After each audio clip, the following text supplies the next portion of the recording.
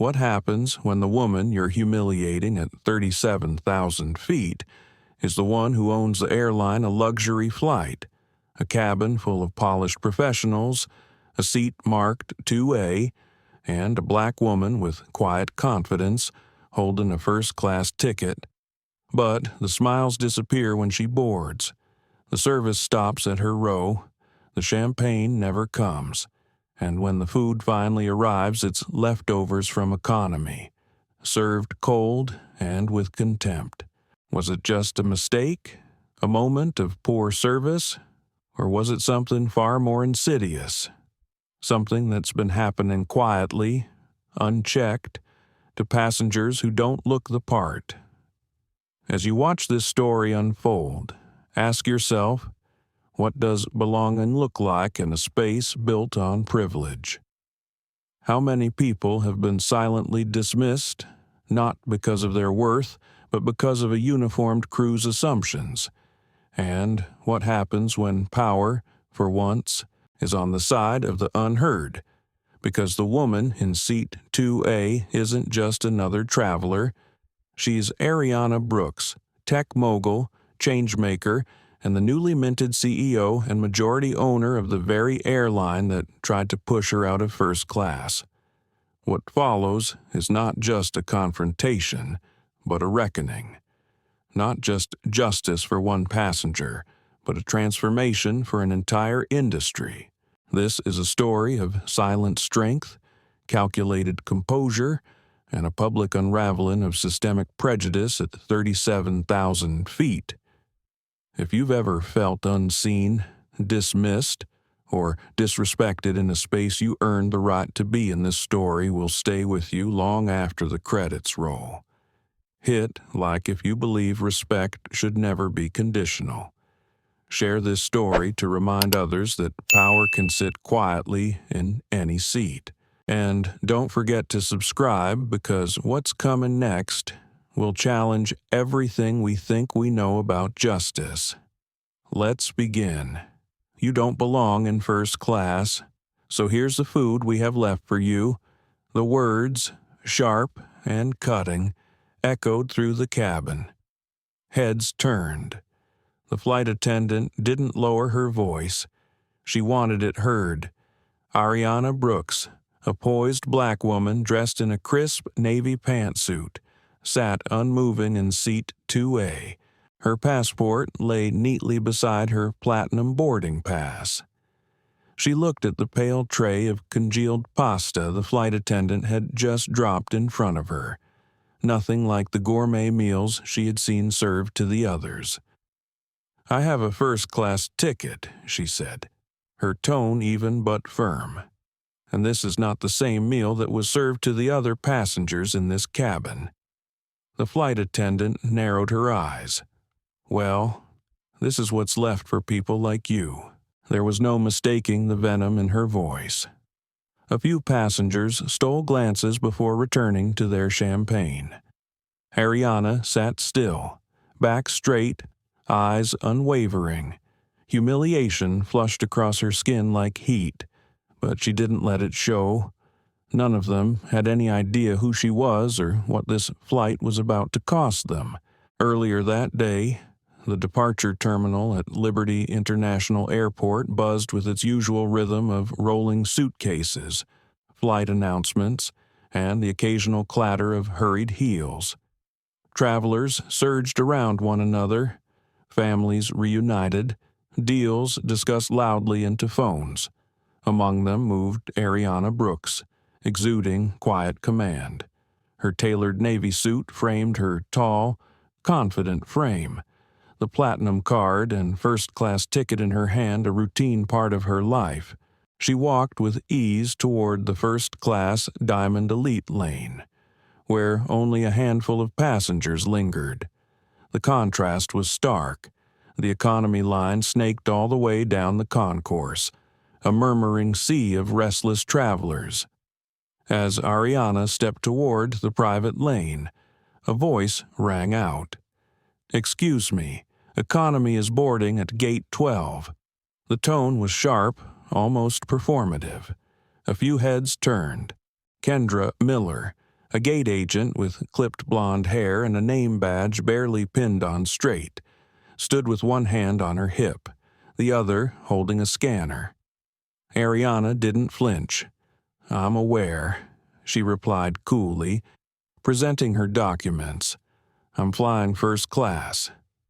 Kendra snatched the boarding pass and platinum card from her hand, eyes narrowing as she flipped it back and forth.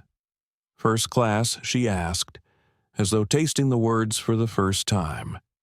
"Platinum Elite." Her skepticism wasn't subtle. Her eyes scanned Arianna's features as if trying to spot a discrepancy that would confirm her assumption this had to be a mistake. "How did you get this status?" Kendra finally asked. Not, "How long have you been a member?"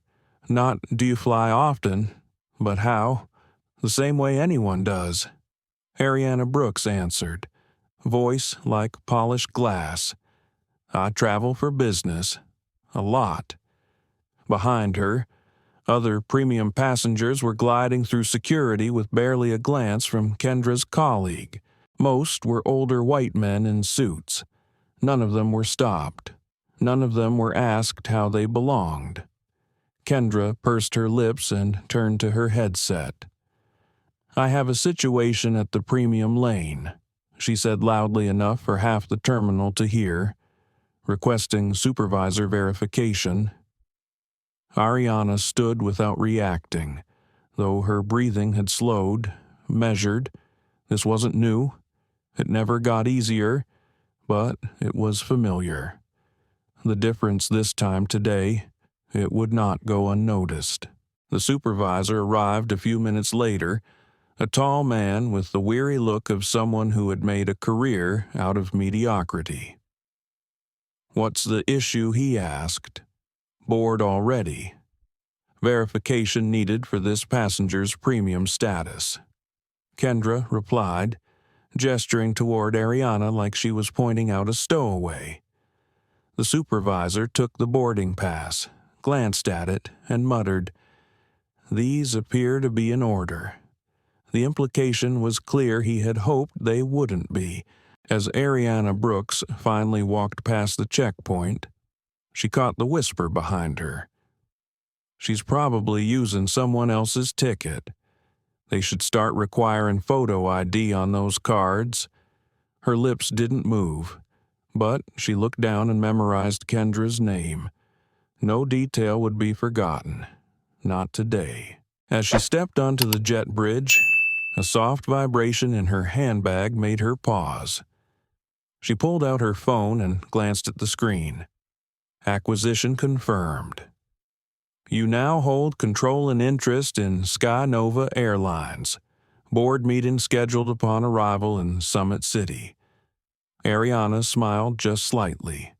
Everything about this flight, this airline, this moment, had been chosen for a reason. Her decision to acquire SkyNova Airlines hadn't been about profit.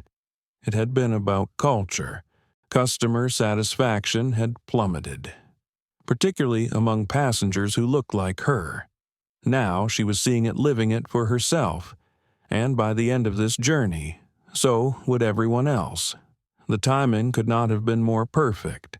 Every sideways glance, every dismissive gesture, every entitled smirk that brushed past her on this flight, it all reinforced exactly why Arianna Brooks had acquired SkyNova Airlines. This wasn't just a business move, it was a response. Customer satisfaction among minority passengers had dropped off a cliff, but numbers in a report were abstract. What she was experiencing now was tangible, palpable, and she was documenting every moment. At the aircraft door, a polished smile awaited most boarding passengers until Lindsay Carter saw her. The flight attendant's welcoming expression faded the moment she locked eyes with Arianna. She didn't check the boarding pass. She didn't even hesitate before delivering her assumption. Economy is straight through and to the right. Her voice was syrupy sweet, but there was an unmistakable edge beneath the politeness. Arianna, as composed as ever, offered her boarding pass. "I'm in 2A," she said simply. "First class." Lindsay Carter blinked. Her eyebrows lifted like she'd just seen a cat swipe into a dog show. "Let me see that again," she said, reaching for the pass with visible skepticism. She studied it like a puzzle she didn't believe could be real. Then glanced back at Arianna's face, back and forth, over and over as if trying to match a name to a stereotype that just wouldn't stick. Arianna stayed silent. She knew that look. The unspoken question hung in the air like humidity. How could someone like you be in first class after a few beats of silence? Lindsay handed the ticket back, her voice flat. "It appears to be correct." There was no apology, no warmth, just reluctant acceptance. She stepped aside and gestured loosely toward the cabin. Second row on the right. As Arianna moved down the aisle, she felt the heat of eyes tracking her. When she turned slightly, she caught Lindsay whispering to another flight attendant. Their heads tilted close. The second woman's eyes immediately darted toward Arianna. Surprise, then suspicion. How did she get up here? The first-class cabin was nearly full now, mostly men in tailored suits, their shoes polished to a mirror shine, wrists adorned with designer watches. Many didn't look up. A few did and lingered. Their faces said what their mouths wouldn't. Her presence felt like an error. Arianna placed her carry-on in the overhead compartment and took her seat with quiet elegance. She adjusted the pillow, crossed her legs, and checked her phone not for texts, but to make note of the growing pattern. The line between premium experience and polite exclusion had already begun to blur. Minutes later, the real performance began. Lindsay Carter glided through the cabin like a ballet dancer with a tray of chilled champagne. Her service was flawless if selective. She handed flutes to every seat with a charming smile, leaning in, addressing passengers by name, until she got to row 2. Her eyes glanced over Arianna and kept going. Champagne before takeoff. "Sir," she offered warmly to the older white man across the aisle, who nodded while typing away on his laptop. "Thank you," he murmured, barely looking up. He didn't have to. She was already pouring. Arianna waited, watched. Lindsay served the entire row. Her tray grew lighter. Her steps never slowed, and she never even glanced at seat 2A. It was not accidental. It was intentional. Arianna had seen it before in boardrooms, hotels, even restaurants where she was assumed to be a guest of someone else. But here, above the clouds, the message felt especially pointed. "You are invisible here." When Lindsay turned to leave, Arianna calmly lifted her hand. "Excuse me," she said, her tone composed. "I haven't been offered champagne." Lindsay didn't respond. She kept walking, slipping behind the curtain into the galley. A moment later, 2 other attendants joined her. Their huddle was tight, the curtain not fully closed. "We've got one of those in 2A," Lindsay said in a stage whisper. The others chuckled lightly. "She really thinks everything's included." One of them added, not bothering to lower her voice enough. Arianna heard it all. So did the man across the aisle, who awkwardly glanced over, then quickly turned back to his screen. The irony wasn't lost on her. First class, by definition, was about entitlement, premium boarding, premium meals, premium respect. That was the whole point of the $8,500 ticket. But apparently, not everyone who paid that price earned the full experience. Across the aisle, the man raised his empty glass just slightly, like a silent signal. Lindsay appeared instantly. "Another champagne?" she asked, voice buttery. "Yes, please," he said. She offered him a dazzling smile. "Would you prefer the Veuve Clicquot or the Moet? We also have Laurent Perrier available." Her service was impeccable, her knowledge impressive, and none of it had been offered to Arianna. "Would you prefer the Veuve Clicquot or the Moet? We also have Laurent Perrier available." Lindsay Carter's tone was like honey, soft and sweet, the kind used to comfort or impress. The white-haired businessman in 2B looked up briefly and nodded toward the Moet. She poured it with flair, tilting the bottle just so, twisting it at the neck like a sommelier in a Michelin-starred restaurant. He smiled. She smiled back. It was a practiced exchange, perfectly polished except for the seat she kept skipping. Arianna Brooks watched the performance, unmoved. She had been invisible before, but never this deliberately. She wasn't being overlooked, she was being erased. Finally, after delivering the second round of champagne across the aisle, Lindsay returned. But the warmth was gone. Gone was the soft tone, the performative graciousness, the crisp efficiency. What remained was tight professionalism, a veneer barely hiding resentment. "Ma'am," she began, and the word felt more like a warning than a courtesy. "This section is actually full. We'll need to move you to economy. That's why I can't serve you champagne." Arianna blinked. Slowly. She didn't speak immediately. Her boarding pass, still tucked into her seat pocket, clearly said 2A. She had boarded early. The manifest was full, but it was full with her included.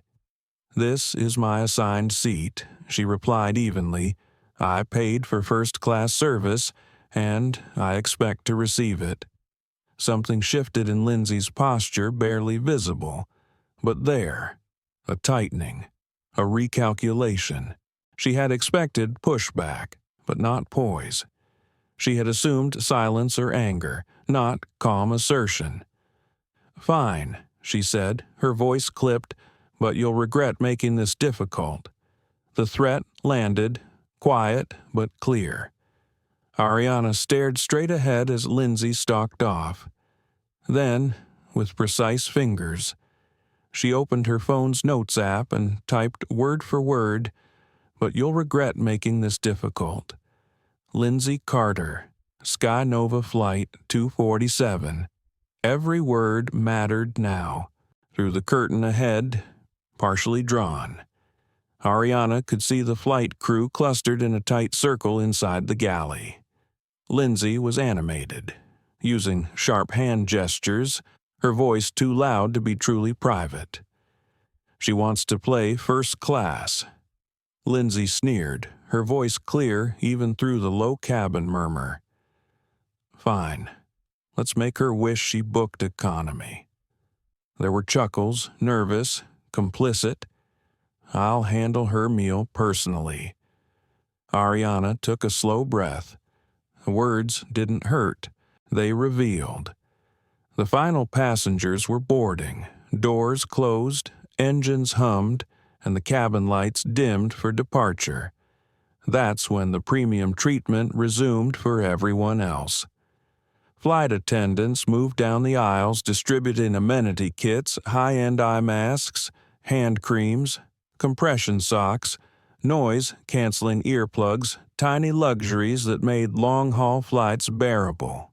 When it was Arianna's turn, Lindsay arrived with the kit pinched between two fingers as if holding something distasteful. She hovered for a beat, then dropped it. Literally, from several inches above, she let go of the pouch so that it hit the floor with a thud, the contents spilling across the carpet near Arianna's heels. "Oops," she said, expression unreadable. "You might want to pick those up before takeoff." Across the aisle, Ethan Walsh, the same man who'd been treated to curated champagne moments earlier. stifled a chuckle. Whether it was awkward amusement or silent agreement, Arianna couldn't tell. She didn't care. She leaned forward, retrieved the scattered items one by one, and placed them neatly in the pouch.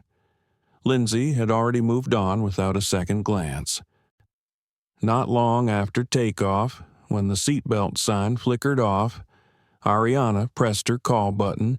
She didn't want champagne, just water. The small light above her seat lit up. It stayed that way for 7 minutes. During that time, Lindsay Carter and 2 other attendants walked past her aisle 3 times twice, responding to other passengers who pressed their buttons after hers. 3 rows back, a white woman tapped her call light. Within seconds, Lindsay appeared. "What can I get for you?" "Miss Moore," she asked with bright familiarity. Rachel Moore, mid-40s, cashmere wrap, replied, "Just sparkling water, please." "Of course. Would you like a slice of lemon with that?" Arianna's button still glowed. It was as though her light was nothing more than a broken bulb, ignored like outdated equipment instead of a paying passenger's polite request. 15 minutes passed. She pressed the button again. This time, the reset seemed to trigger a response. Lindsay Carter arrived, but her face made it clear this wasn't service. It was a chore. "Yes," she asked, her voice dry. "No, ma'am. No smile. I'd like some water." "Please. We'll be beginning service soon," Lindsay replied without hesitation. She reached above and shut off the call light without waiting for a response. Arianna didn't flinch. "I've been waiting 15 minutes, she said, "while you've served other passengers who called after me." Lindsay's expression didn't change. She didn't explain, didn't apologize.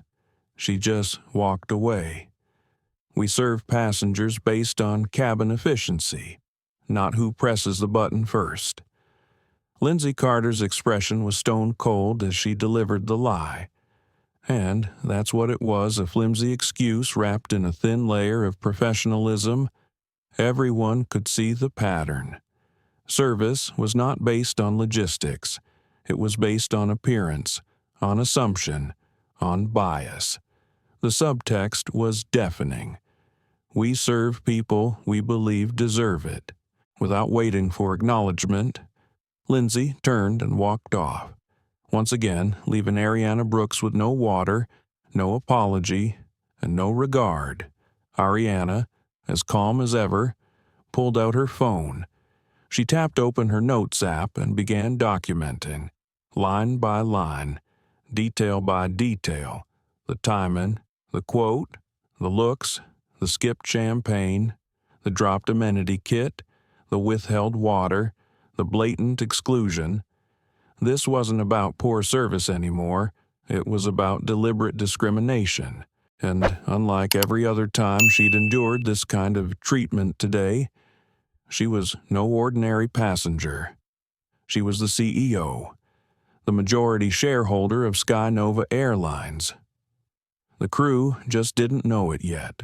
3 hours into the transatlantic flight, the unmistakable aroma of gourmet cuisine began to drift through the first-class cabin.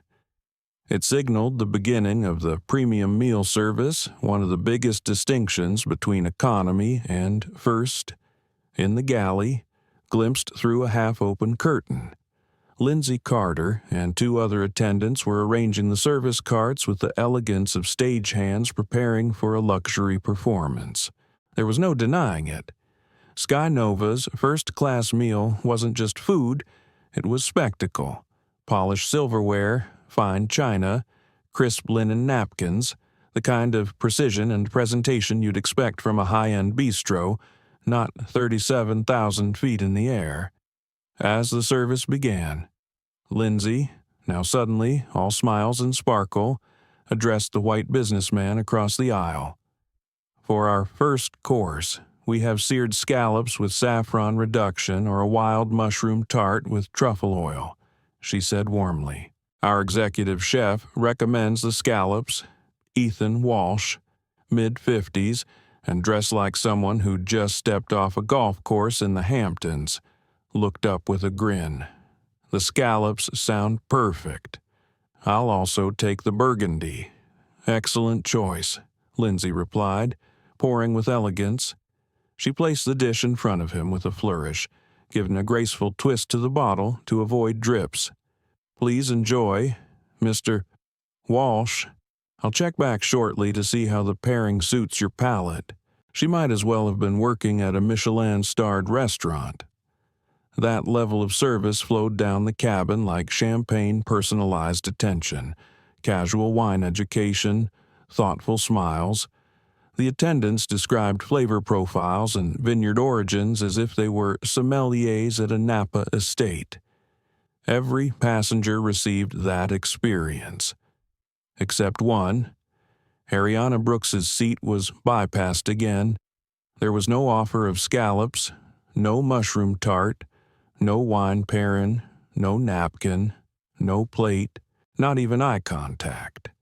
Somehow, Lindsay and her team managed to serve the window seat passenger beside Arianna, reaching across her without acknowledging her presence. Not even a glance. The choreography of exclusion was almost impressive. Almost, if it weren't so bitterly intentional. 30 minutes passed. The appetizer service was nearly complete. Main courses were already being plated. The scent of seared duck and garlic risotto filled the cabin. Arianna's tray table remained empty. She pressed her call button. It lit up, stayed lit. No one came. She pressed it again. Nothing. On the third press, Lindsay Carter finally arrived. Her face was tight with annoyance. Yes, she snapped. I noticed I've been skipped for the meal service, Arianna said calmly. Every other passenger has received an appetizer. Lindsay blinked, then widened her eyes in exaggerated surprise. Oh, I must have forgotten you, she said with fake sweetness so transparent it bordered on mockery. We're just starting main course service now. I'll see what's left. She didn't ask for Arianna's choice, didn't offer the menu, didn't offer wine. She just turned and disappeared back into the galley. From her seat, Arianna could clearly see the curtain crack open. Inside, Lindsay and her colleagues were laughing, glancing toward her, shaking their heads, a private show unfolding in full view.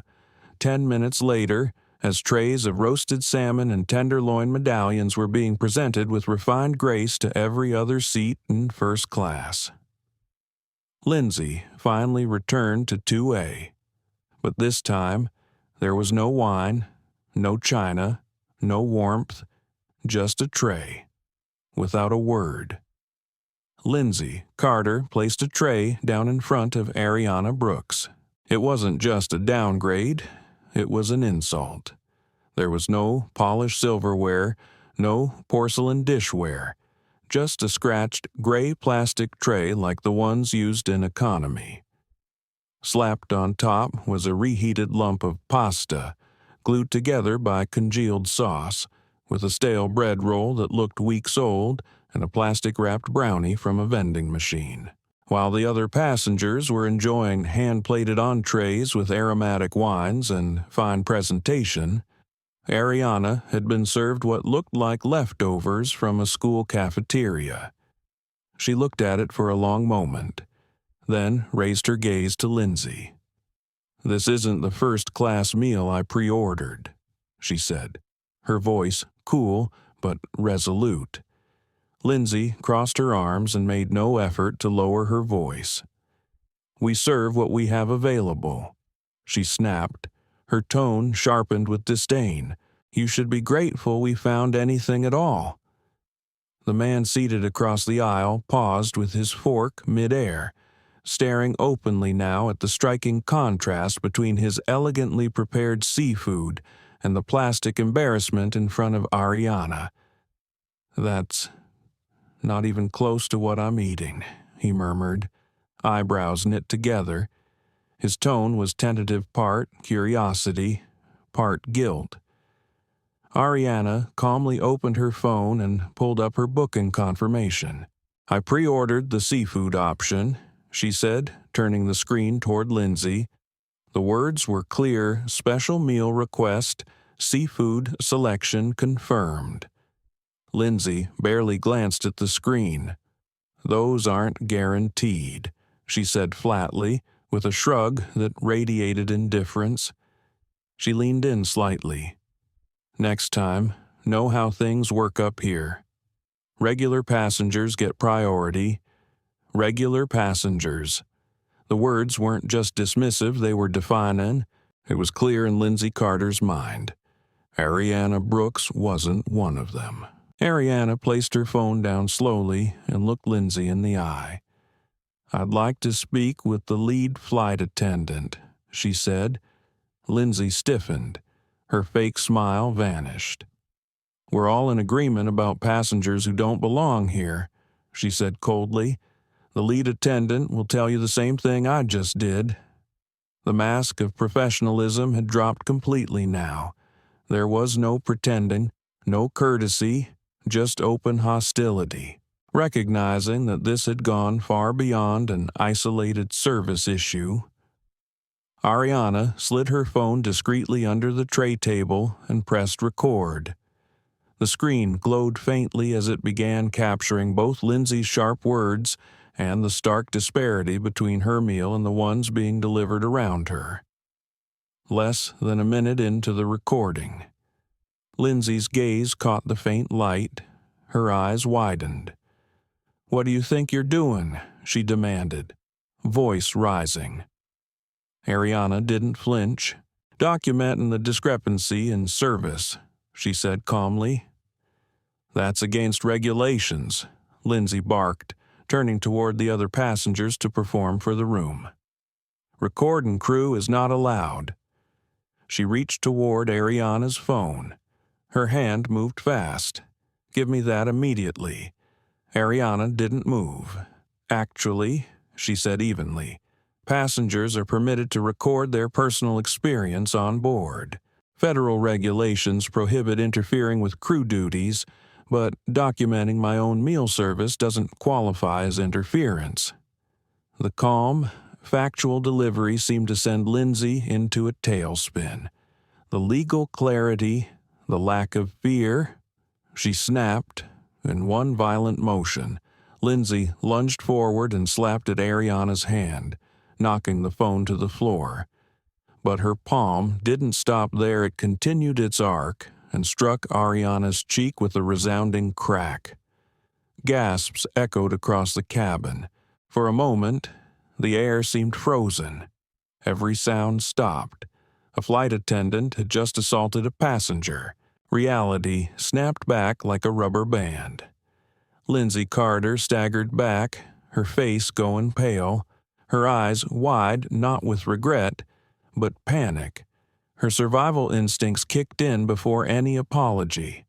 She was threatening crew safety. She shouted into the silence, her voice cracking.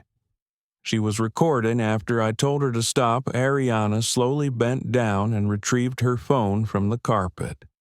A faint, red mark was rising across her cheek, but her expression remained composed. "I was recording poor service," she said, "not threatening anyone." The lead flight attendant rushed in from the front cabin, eyes scanning the scene, responding more to Lindsay's performance than to the actual victim. "What's going on here?" she demanded, directing her question to Lindsay instead of Arianna. "She's been disruptive since boarding," Lindsay said, her voice finding false confidence. "Refused to comply. She tried to interfere with safety protocol." Arianna said nothing. She didn't need to argue. She had the footage. The lead flight attendant arrived in a flurry tight bun, clipped tone, authority radiating from her posture. But she didn't direct her question to the woman with the red mark forming on her cheek. Instead, She turned to Lindsay Carter, ignoring the shaken passenger in seat 2A. "What's happening here?" she demanded. Lindsay, without missing a beat, launched into her story. "This passenger has been disruptive throughout the flight," she said smoothly. "She began recording after I clearly told her not to. Then she became aggressive when I tried to enforce safety protocol. It was a stunning performance, calm, convincing, false. The aggressor cast herself as the protector, the victim as the threat. It was a lie told with the kind of casual confidence that comes from believing no one will question you, especially not when the person you're lying about doesn't look like someone who's usually believed." Arianna didn't interrupt. She let the silence stretch as Lindsay finished spinning her version of events. Then she spoke. "You've made a critical mistake today," said Arianna Brooks, her voice low, even, and deliberate. Her eyes moved from Lindsay to the lead attendant, not blinking. It wasn't anger she projected. It wasn't desperation. It was certainty. And it was enough to make both flight attendants hesitate. There was something different in her tone, something calm and deeply unnerving. This was not the voice of a woman intimidated by uniforms or hierarchy. It was the voice of someone who already knew how this would end. The red mark on her cheek glowed faintly, but her composure hadn't wavered an inch. As Arianna reached to pick up her phone from where it had fallen, the screen lit up. A new message flashed across the top, clearly visible to both attendants leaning near her. "Urgent captain being informed of situation. Chairman Eldridge involved." The lead attendant's expression shifted instantly. Whatever confidence she had arrived with melted. Her face turned pale, her jaw slack. Something in that message, something about the name Chairman Eldridge, had detonated the illusion of control. But before either crew member could say a word, the intercom dinged. The captain's voice came over the speakers. "Flight attendants, please report to the galley immediately." It wasn't a casual tone. There was tension in its command, not courtesy. Arianna Brooks didn't look away. What had begun as everyday bias, dressed up in protocol and powered by assumption, was about to turn into the costliest mistake SkyNova Airlines had ever made. And the meal that had been denied, that was about to become the least of their problems. The cabin had gone quiet. The laughter had faded. The air felt heavier now.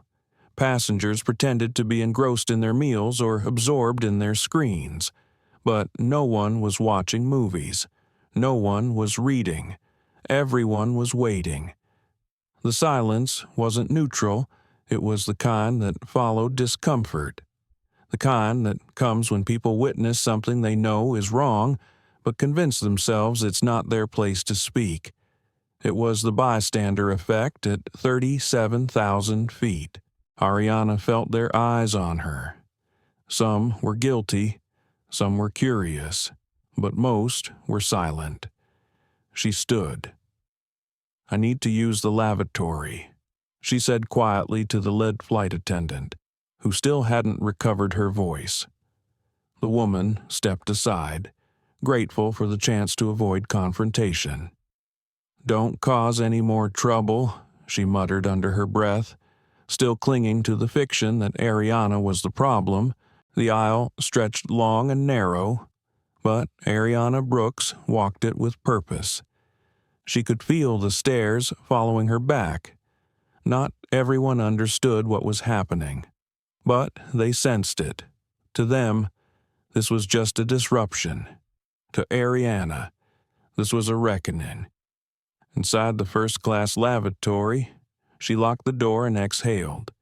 Then she reached into her handbag and retrieved a compact satellite phone. Unlike traditional cell phones, it operated outside of ground-based towers unaffected by altitude or signal loss. reserved for emergencies, executive-level communication. She flipped it open, dialed a secure number, and brought the receiver to her ear. When she spoke, her voice shifted. The quiet composure remained, but something else came through now. Command, experience, power. "This is Arianna Brooks," she said clearly. "We have a situation aboard Flight 247. Activate protocol and prepare the ground team at Summit City." As Arianna Brooks ended the call and tucked the satellite phone back into her bag, she paused for a moment in the stillness of the lavatory. There was a cruel kind of irony in all of it. She had acquired SkyNova Airlines precisely because of the toxic culture she'd read about, one plagued by poor service, biased treatment, and alarming gaps in accountability. But today, the problem hadn't been a line in a report. It had met her at the gate, smiled with condescension, delivered her cold pasta with malice. It had looked her in the eye and said, "You don't belong here." And now it was about to find out exactly who it had underestimated. When Arianna stepped back into the cabin, the air felt tighter, thicker somehow. A hush had fallen over the front rows. The crew, now gathered by the galley, still huddled in whispers. Somehow, they were still laughing. It was quieter now, more nervous, but the pointed glances in her direction told her everything she needed to know. Either they hadn't yet been told what was coming, or they still believed the system would protect them. She walked past them without slowing. "You should have seen her face when I shut her down." Lindsay Carter said to a colleague who hadn't witnessed the slap, "These people really think buying a ticket means they belong." Another flight attendant, one who hadn't spoken much during the flight, nodded in approval.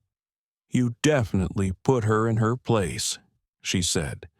The sheer confidence of it all was astonishing. Not just the bigotry, but the ease with which it was shared, reinforced, normalized.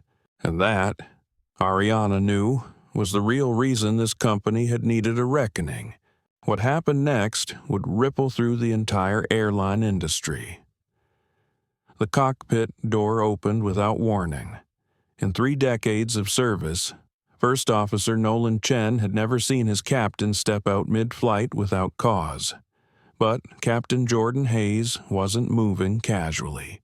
He walked with tension in every step, shoulders squared, jaw set. The conversation in the galley died the moment they saw his face. Galley. Now. His voice was low but full of gravity. The flight attendants obeyed, slipping behind the curtain. It didn't offer full privacy. Passengers in the front rows could still hear the edges of what unfolded. Arianna took her seat. The curtain remained slightly ajar. "What's going on?" "Captain," the lead attendant asked, her bravado softening as she noticed the seriousness in his expression. Captain Hayes looked each crew member in the eye. Then he turned toward Lindsay. "I've just received an emergency communication from Chairman Richard Eldridge," he said slowly, his voice deliberate. "It concerns the passenger in seat 2A, the one you just physically assaulted." Lindsay opened her mouth to speak. "Captain," she was being disruptive, but he raised a hand, silencing her mid-sentence. "The woman you assaulted," he said, "is Arianna Brooks." The name hit the room like a thunderclap. Confused glances, blank stares, a flicker of doubt. They didn't know who that was. Captain Hayes delivered the truth with finality. "As of this morning, she's the CEO and controlling shareholder of SkyNova Airlines." Silence. Then a visible collapse of composure. Lindsay Carter's face turned pale. Her lips parted, but no words came. The lead attendant gasped audibly, one hand flying to her mouth. Another crew member whispered, "Oh my God," like a prayer too late. The roles had reversed in an instant. The woman they had deemed unworthy of a glass of water now had the power to fire every one of them with a single call. And she already had. Captain Hayes didn't wait for their apologies or explanations. He turned and stepped into the aisle, heading straight for the intercom. "Ladies and gentlemen, this is Captain Jordan Hayes speaking. I need to take a moment to address what some of you may have witnessed." The cabin was already quiet. Now it was silent. "On behalf of SkyNova Airlines, I want to extend our deepest apologies to our CEO, Miss Arianna Brooks, for the inexcusable conduct of our crew today." Gasps rippled through the cabin. Heads turned sharply toward 2A. The woman they had all either ignored, pitied, or quietly judged had just been revealed as their airline's new leader. The power dynamic shifted so violently. Some looked genuinely dizzy from the realization. Captain Hayes continued, "Miss Brooks recently became the majority owner of SkyNova, and it is with profound regret that her first experience aboard our airline as its leader has been marked by disrespect and mistreatment. The individuals responsible will be held fully accountable." The announcement echoed across the aircraft like a verdict. Passengers who had previously avoided looking at Arianna now stared openly, some with embarrassment, others with awe. A few offered small nods of acknowledgement or shame. Across the aisle, Ethan Walsh, who had earlier snickered at the dropped amenity kit, couldn't meet her gaze. For the first time, all flight, Arianna Brooks sat not just as a passenger but as the force of transformation descending on a system that had long protected the wrong people. Across the aisle, Ethan Walsh, the businessman who had enjoyed seamless champagne refills and chef-recommended pairings, now sat frozen, his face pale with realization. Only moments ago, he had accepted the benefits of a system built on silent exclusion. Now, it was undeniable every courtesy extended to him had come at the direct expense of the woman across from him, the very woman who owned the airline. As Captain Jordan Hayes' announcement ended, the tension in the cabin cracked open. Lindsay Carter rushed down the aisle, her previous arrogance obliterated, replaced with trembling urgency. "Miss Brooks, I didn't know," she stammered. "Please, you have to believe me, and it wasn't personal. I was just—" Arianna Brooks lifted a hand slightly, stopping her mid-sentence. "That's exactly the problem," she said evenly. "It should never be personal. Every passenger deserves dignity, every time, regardless of who they are or who you think they are." Lindsay's mouth opened again. "There's been a misunderstanding." "There's been no misunderstanding," Arianna said, her voice firm. "What happened was clear, and it's all documented. Return to your duties. This will be handled after landing. There was no anger, no raised voice, no triumphant tone." But something in her calmness terrified Lindsay more than rage ever could. This wasn't an emotional passenger who could be pacified with apologies. This was a CEO, and every action, every word, every injustice had been methodically noted.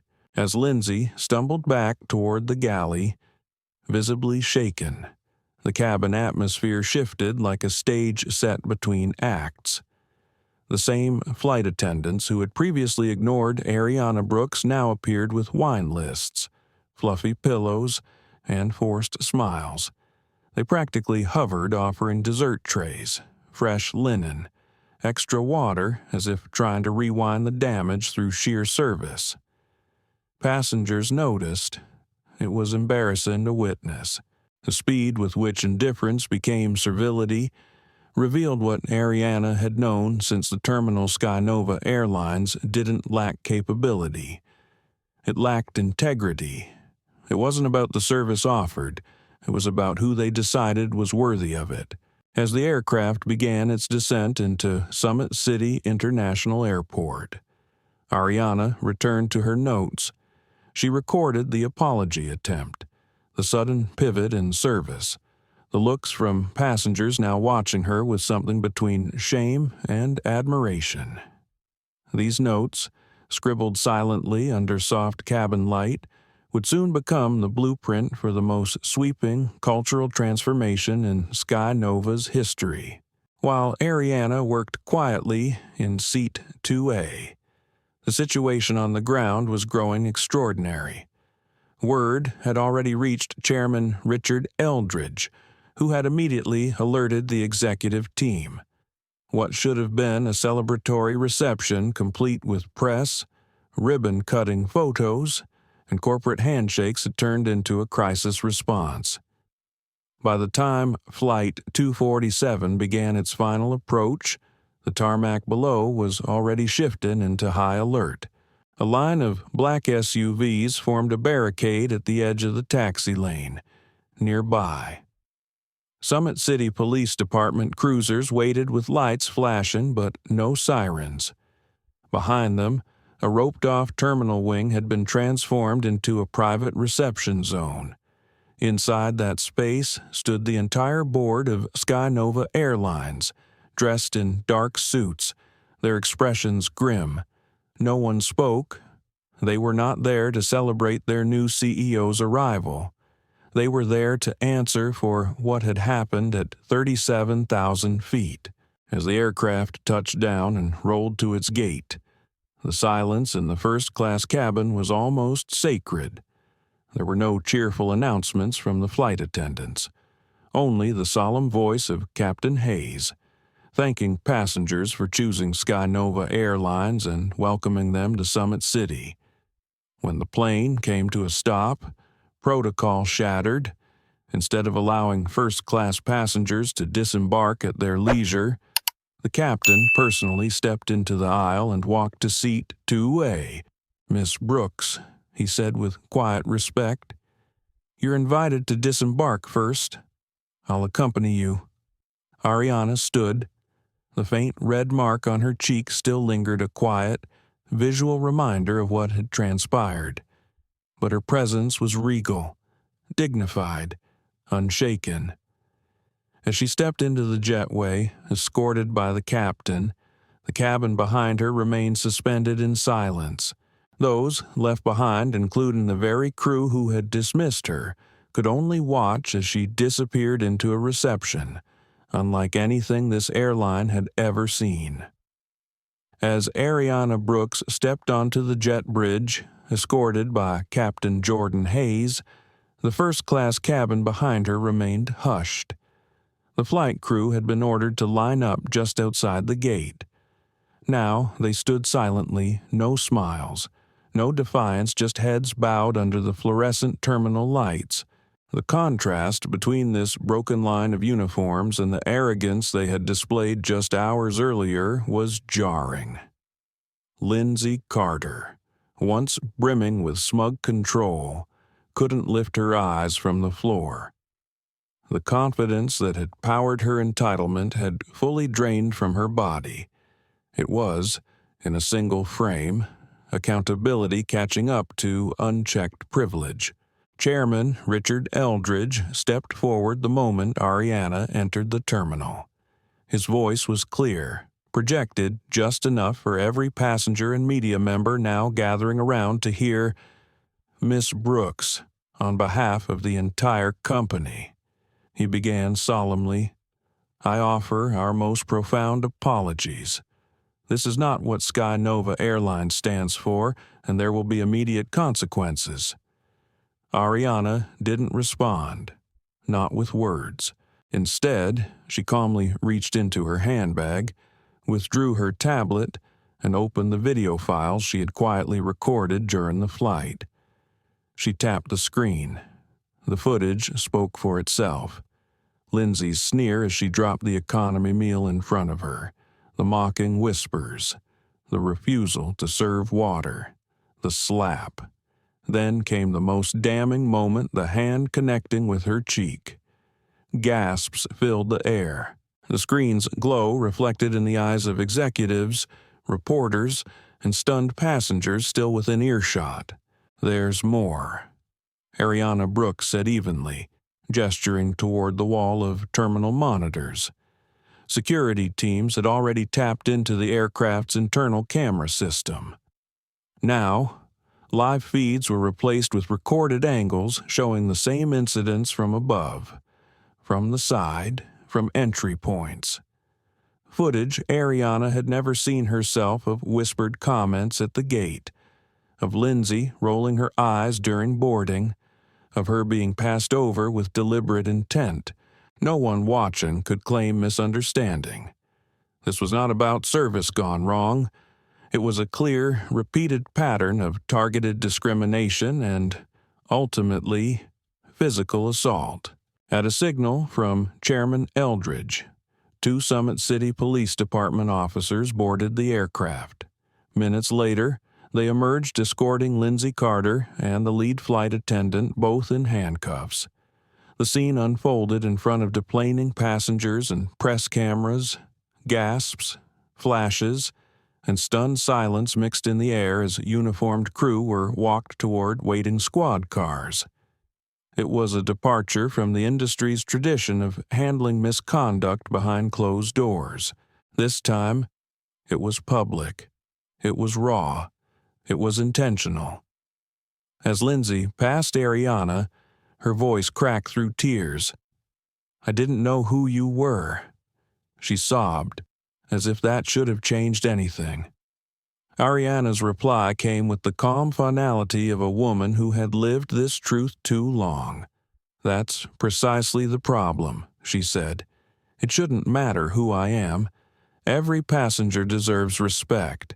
The issue isn't how you treated me once you learned my title. It's how you treated me when you assumed I had none."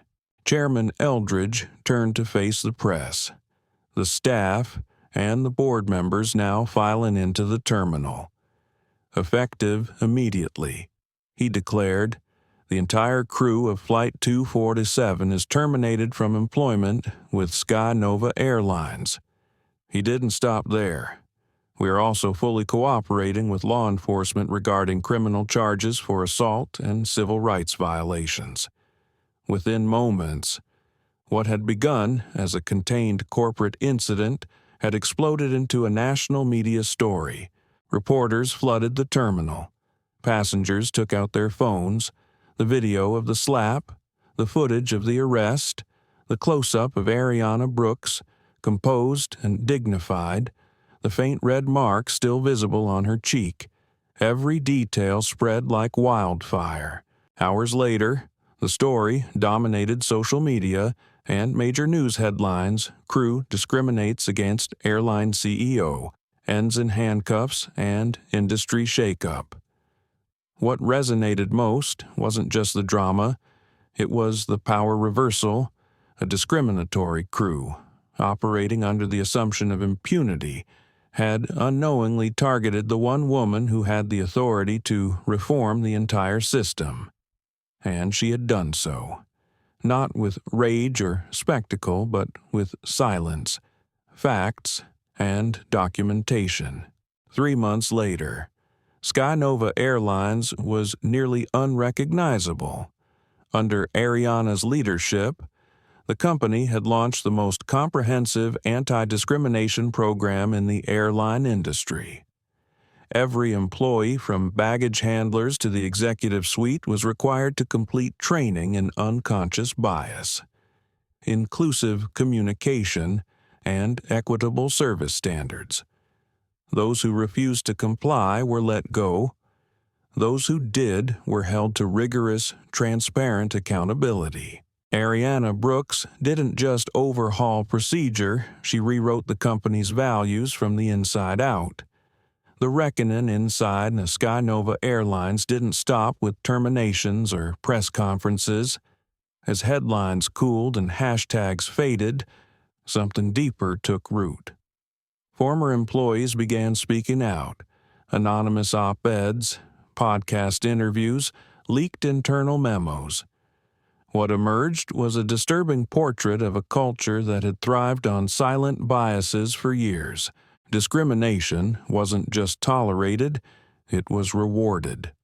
One ex-flight attendant admitted in an industry publication, "We were trained to treat some passengers as more deserving than others, and it had nothing to do with their ticket class.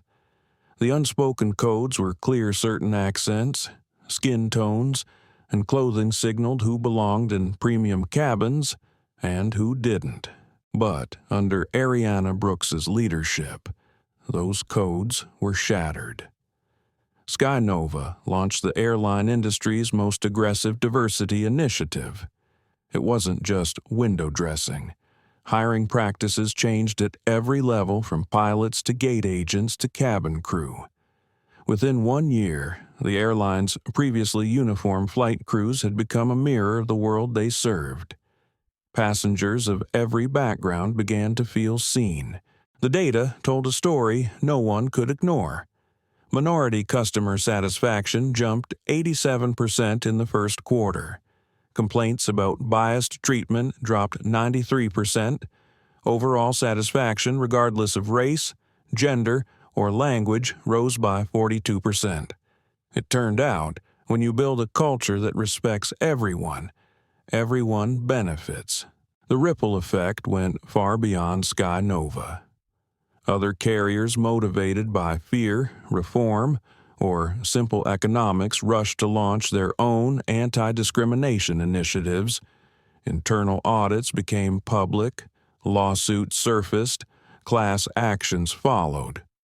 In the largest civil rights settlement the airline industry had ever seen, new service standards were mandated across multiple carriers, and it had all begun with one passenger in Seat 2A. 6 months after that historic flight, Arianna Brooks returned to Oakford Heights, Georgia, the quiet working-class neighborhood where her story had started.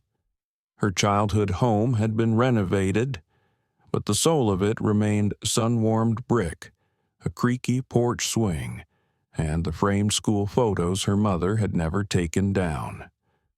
Sitting across from her now, her mother, retired, graceful, and proud, listened as Arianna finally shared the full story. "Do you remember what you told me that day at the airport when I was 8? Arianna asked. Her mother's eyes softened, old pain flickering in them. "When that flight attendant tried to send us to the back of the plane, even though your father had saved for months to buy those tickets," Arianna nodded.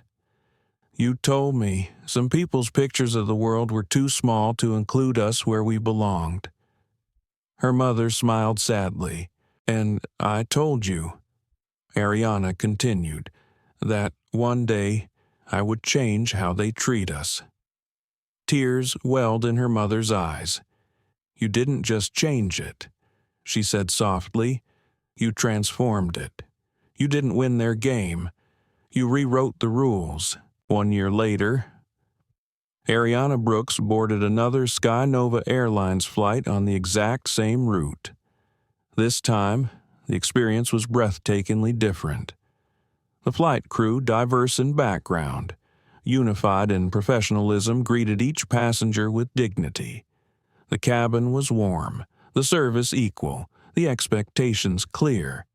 Every traveler was treated like they mattered, because they did. At the company's next annual meeting, Arianna stood before a global audience of stakeholders and delivered a message that would be quoted in business schools for generations.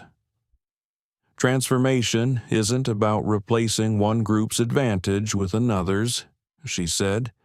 "It's about creating systems where human dignity is not determined by appearance, status, or power. True equity," she added, "doesn't happen when we treat someone with respect after discovering their title. It happens when we treat everyone with respect because we recognize that everyone is important. The SkyNova case quickly became required reading in hospitality programs, leadership seminars, and corporate ethics classes. A cautionary tale and a blueprint for change.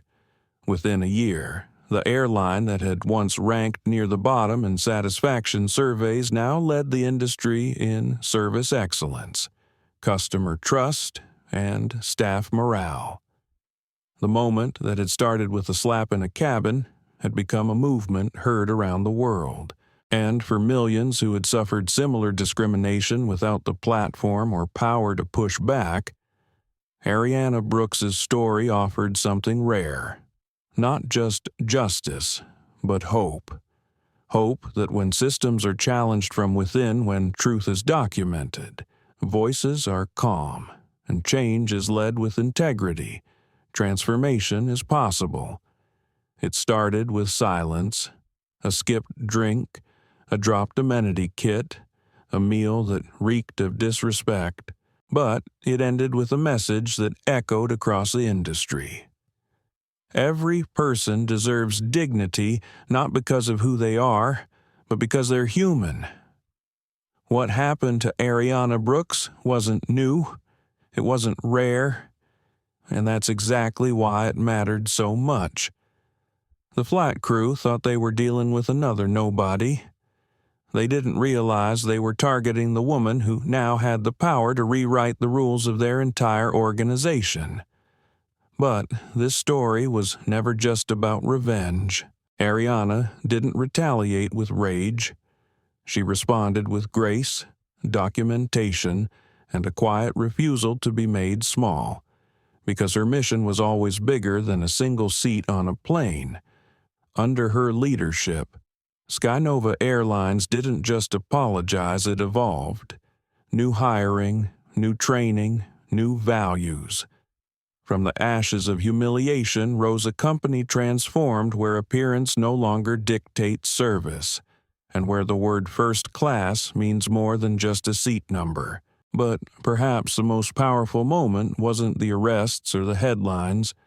It was when Arianna returned to her childhood home, looked her mother in the eye, and said, 30 years ago, I promised I'd change how they treat us. Today, I kept that promise. It was full circle.